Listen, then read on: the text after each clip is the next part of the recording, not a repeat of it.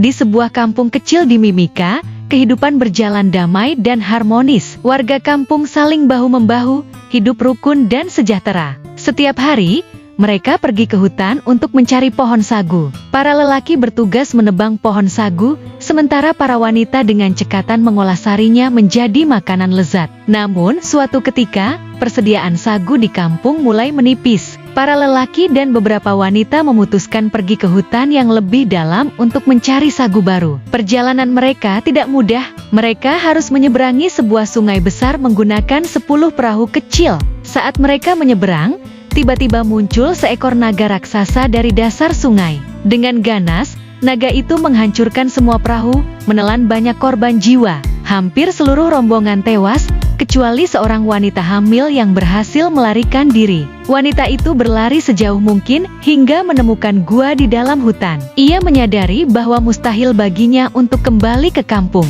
Dengan tekad kuat, ia bertahan hidup, mencari buah-buahan dan umbi-umbian dari hutan. Beberapa bulan kemudian, wanita itu melahirkan seorang bayi laki-laki yang tampan. Ia menamainya Biwar. Dalam kesendirian mereka, sang ibu mengajarkan Biwar cara menanam ubi, berburu, dan memanah. Bersama-sama, mereka membangun sebuah honai, rumah adat Papua, sebagai tempat tinggal mereka. Waktu terus berlalu. Suatu pagi, Biwar meminta izin pada ibunya untuk pergi berburu. Sang ibu mengizinkan, namun dengan satu syarat, ia tidak boleh mendekati sungai besar. Larangan itu membuat Biwar penasaran. Rasa ingin tahunya akhirnya mengalahkan perintah sang ibu. Ia menuju sungai besar itu dan terkejut melihat ikan-ikan besar berenang di sana. Dengan semangat, Biwar menangkap beberapa ekor. Meski sempat ragu karena ingat pesan ibunya, ia tetap membawa ikan-ikan itu pulang.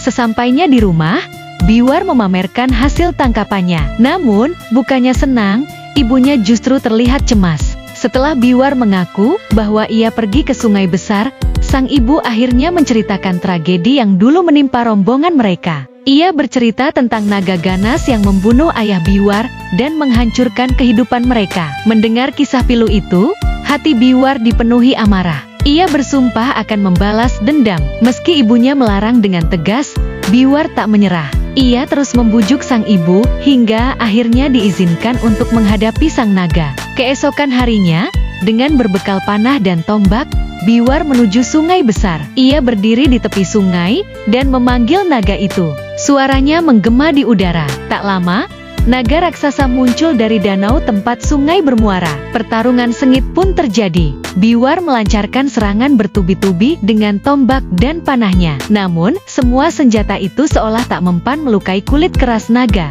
Sebaliknya, naga menyemburkan api yang nyaris membakar Biwar.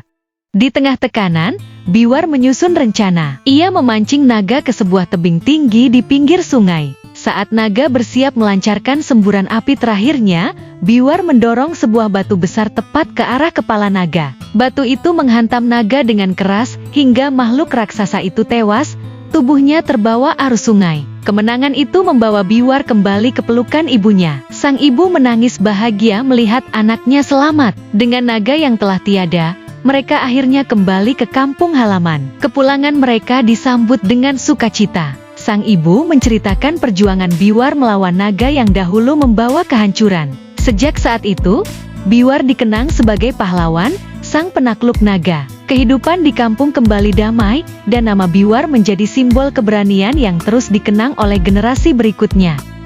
Terima kasih telah menonton Dongeng Nusantara di channel Dreamy Tales. Jangan lupa untuk like, komen, share, dan subscribe untuk terus mendukung channel ini. Sampai jumpa di dongeng berikutnya.